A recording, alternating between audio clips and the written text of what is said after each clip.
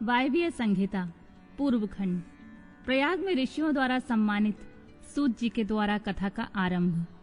विद्या स्थानों एवं पुराणों का परिचय तथा वायु संहिता का प्रारंभ। व्यास जी कहते हैं, जो जगत के सृष्टि पालन और संहार के हेतु तथा प्रकृति और पुरुष के ईश्वर हैं, उन प्रथम गण पुत्रद्वय तथा उमा सहित भगवान शिव को नमस्कार है, जिनकी शक्ति की कहीं तुलना नहीं है, जिनका ऐश्वर्य सर्वत्र व्यापक है तथा स्वामित्व और विभूति जिनका स्वभाव कहा गया है। उन विश्वदृष्टा सनातन अजन्मा अविनाशी महान देव मंगलमय परमात्मा शिव की मैं शरण लेता हूँ, जो धर्म का क्षेत्र और महान तीर्थ है, जहाँ गंगा और यमुना का संगम हुआ है तथा जो ब्रह्मलोक का मार्ग है। उस प्रयाग में शुद्ध हृदय वाले सत्यव्रत पारायण महातेजस्वी एवं महाभाग मुनियों ने एक महान यज्ञ का आयोजन किया। वहाँ कर्म करने वाले उन महात्माओं के यज्ञ का समाचार सुनकर निपुण कथावाचक, त्रिलोकवेत्ता, उत्तम नीति के ज्ञाता तथा कांतदर्शी विद्वान पौराणिक शिरोमणि सूत जी वहाँ उस स्थान पर आए। सूत जी को आते देख मुनियों के मन में प्रसन्नता हुई। उन्होंने उनके सांत्वनापूर्ण मधुर बातें कहकर उनकी यथायोग्य पूजा की। मुनियों द्वारा की हुई उस पूजा को ग्रहण करके सूत जी ने उनकी प्रेरणा से अपने लिए बताए गए उपयुक्त आसन को स्वीकार किया। उस समय महर्षियों ने अनुकूल वचनों द्वारा उनका सत्कार करते हुए उन्हें अत्यंत अभिमुख करके यह बात कही। ऋषि बोले, शिव भक्त शिरोमणि, महाबुद्धिमान महाभाग, आप सर्वज्ञ हैं और हमारे महान सौभाग्य से यहाँ पधारे हैं। तीनों लोकों में ऐसी कोई बात नहीं है जो आपको विदित ना हो।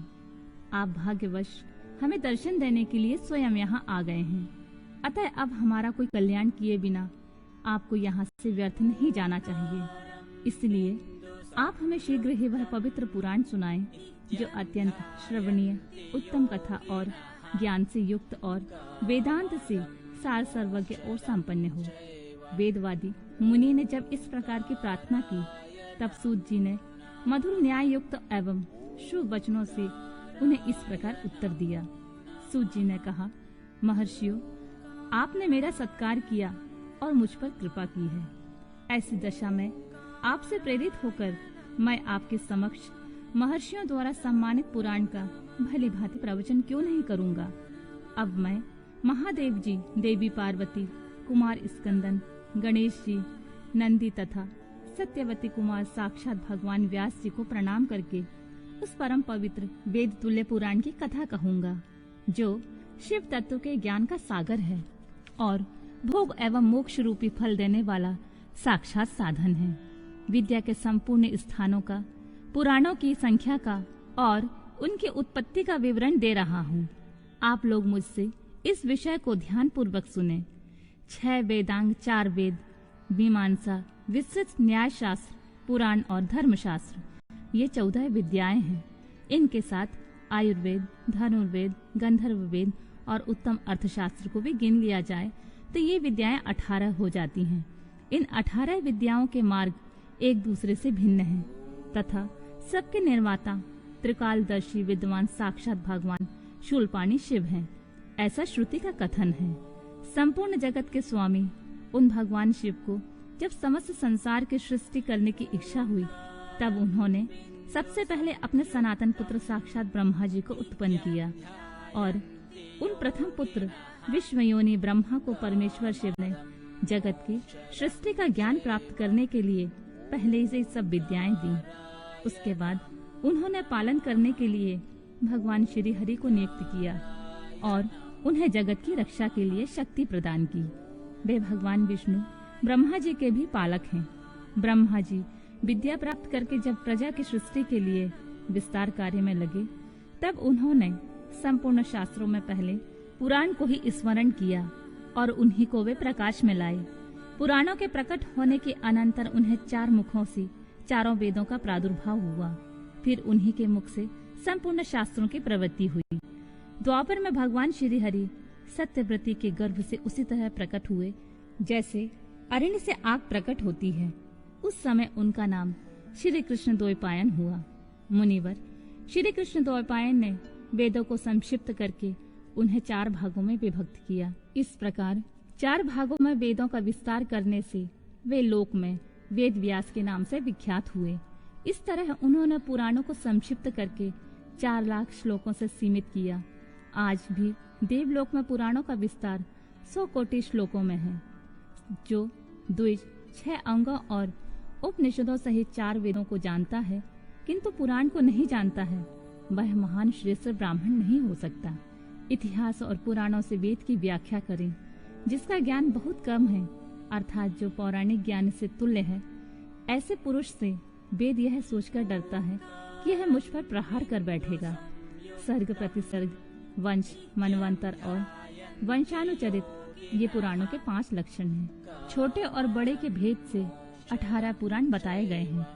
ब्रह्म पुराण, पद्य पुराण, विष्णु पुराण, शिव पुराण, भागवत पुराण, भविष्य पुराण, नारद पुराण, मार्कंडेय पुराण, अग्नि पुराण, ब्रह्मा वैवर्त पुराण, लिंग पुराण, वराह पुराण, स्कंद पुराण, वामन पुराण, कूर्म पुराण, मत्स्य पुराण, गरुड़ पुराण और ब्रह्मांड पुराण। यह पुराणों का पवित्र क्रम है। इसमें शिव पुराण चौथा है, जो भगवान शिव से संबंध रखता है और सब मनोरथों का साधक है। इस ग्रंथ की श्लोक संख्या 1 लाख है और यह 12 संहिताओं में विभक्त है। इसका निर्माण साक्षात भगवान शिव ने ही किया और इससे धर्म प्रतिष्ठित है। वेद व्यास ने 1 लाख श्लोकों वाले शिव पुराण को संक्षिप्त करके 24,000 श्लोकों में कर दिया है। इसमें 7 संहिताएं हैं। पहली विश्वेश्वर संहिता, दूसरी रुद्र संहिता, तीसरी शतरुद्र संहिता, चौथी कोटि रुद्र संहिता, 5वीं उमा संहिता, 6ठी कैलाश संहिता और 7वीं वायवीय संहिता है। इस प्रकार इसमें 7 संहिताएं हैं। विश्वेश्वर संहिता में 2000, रुद्र संहिता में 10,500, शतरुद्र संहिता में 2,180, कोटि रुद्र संहिता में 2,240, उमा संहिता में 1,840, कैलाश संहिता में 1,240 और वायवीय संहिता में 4,000 श्लोक हैं। इस परम पवित्र शिव पुराण को आप लोगों ने सुन लिया है। केवल 4,000 श्लोकों की वायवीय संहिता रह गई है, जो 2 भागों से युक्त है। उसका वर्णन मैं करूंगा। जो वेदों का विद्वान ना हो, उसको इस उत्तम शास्त्र का वर्णन नहीं करना चाहिए। जो पुराणों को ना जानता हो, जिसकी पुराण पर श्रद्धा ना हो, उससे भी इसकी कथा नहीं सुननी चाहिए। जो भगवान शिव का भक्त हो, शिवोक्त धर्म का पालन करता हो और दोष दृष्टि से रहित हो, उस जांचे बूझे हुए धर्मात्मा शिष्य को ही इसका उपदेश देना चाहिए। जिनकी कृपा से मुझको पुराण संहिता का ज्ञान है, उन अमित तेजस्वी भगवान व्यास को नमस्कार है।